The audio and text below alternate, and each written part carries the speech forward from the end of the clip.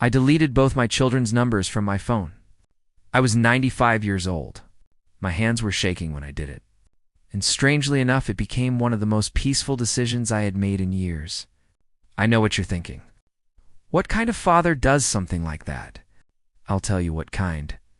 The kind who spent 2 years calling, texting, leaving voicemails. It's like a man knocking on a door that was never going to open. The kind who wakes up one morning, looks in the mirror, and realizes he doesn't recognize the man staring back. That's how it happens. Slowly. Quietly, one day you realize you've traded your dignity for a message that says, "Happy birthday, Dad." That was all I got that year.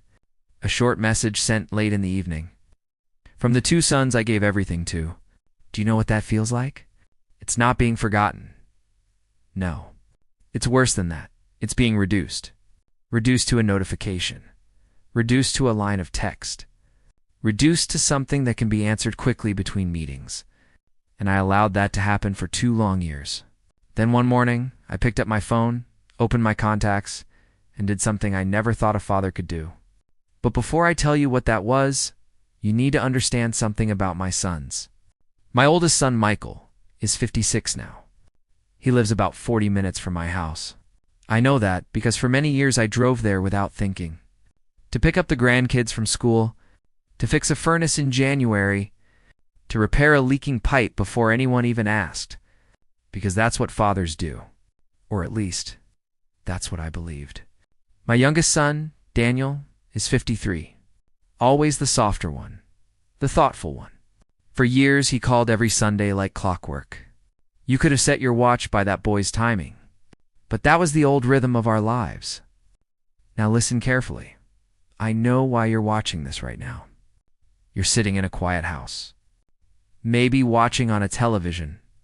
Maybe on a tablet. Maybe on that phone. The same phone that hasn't rung in days. Maybe months. And every morning you wake up thinking, maybe today they'll call. Let me ask you something. How long have you been telling yourself that? Because I told myself that same story for 2 years. 2 years of voicemails. 2 years of messages that started with, "Just thinking about you, son. Call me when you can."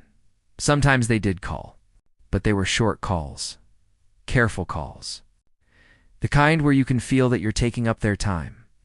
You know exactly what I'm talking about. And what did I do? I tried harder. I called more. I texted more. I pushed more. That's what we do when something starts slipping away from us. We grab tighter. It feels like love. But often, it isn't. I worked in a machine shop for 38 years. Long days with metal gears, engines, tools. And when a machine part starts wearing out, you can hear it. A faint squeak. A resistance. You feel the tension building as you force it to keep working. A smart man stops. A smart man puts the tool down and figures out what's broken before he does more damage. I wasn't that smart. Then one evening something strange happened. I called Michael and left a voicemail. But my phone was old. The buttons were close together. 20 minutes later, the phone played the voicemail back to me by accident. I sat there and listened to myself for 4 minutes. I thought I sounded calm when I recorded it, but hearing it back, I heard something else underneath my voice. Desperation. Not anger, not even sadness. Just quiet desperation. Wearing a polite smile. A man knocking so gently on a door. He doesn't realize he's been standing there for 2 years. When you hear your own helplessness like that, something inside you changes. I realized something that night. I wasn't calling my sons to give them something. I was calling to get something. Reassurance. Proof that I still mattered. Proof that I was still loved. I had turned my sons into medicine for a loneliness they never created. And that's when it struck me. I didn't become a burden because I was sick. I didn't become a burden because I needed help.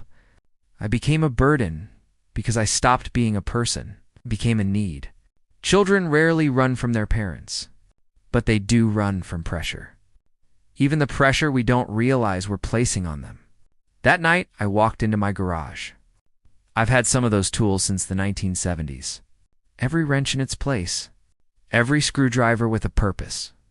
And I stood there thinking, when was the last time I felt like a man with purpose? Not a father waiting by a window? Just a man I couldn't remember. The next morning I picked up my phone. I looked at Michael's name, and I deleted it. Then Daniel's. Delete. My hands were shaking. They're my boys, but understand this.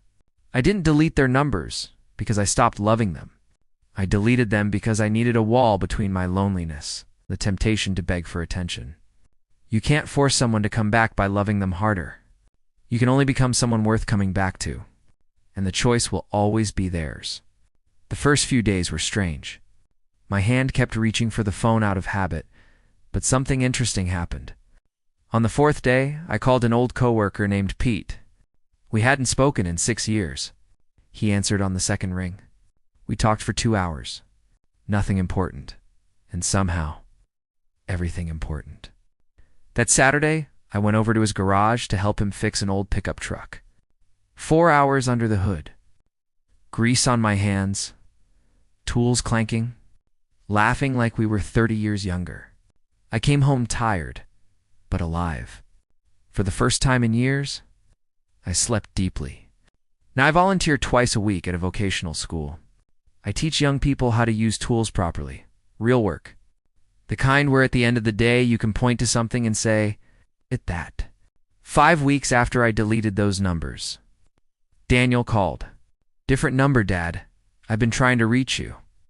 "I know, son. You sound different." "Are you okay?" "I'm good, Dan. I'm busy."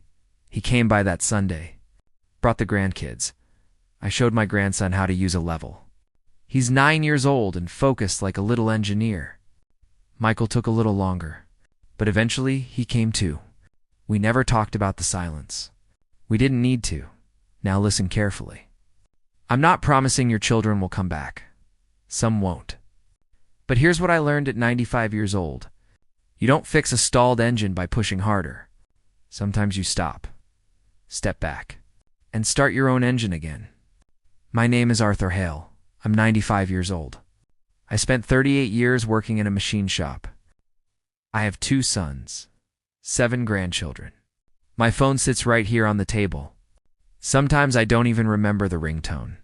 I drink my coffee, I enjoy my evenings, I live my life. And I don't sit there staring at that phone anymore. You shouldn't either.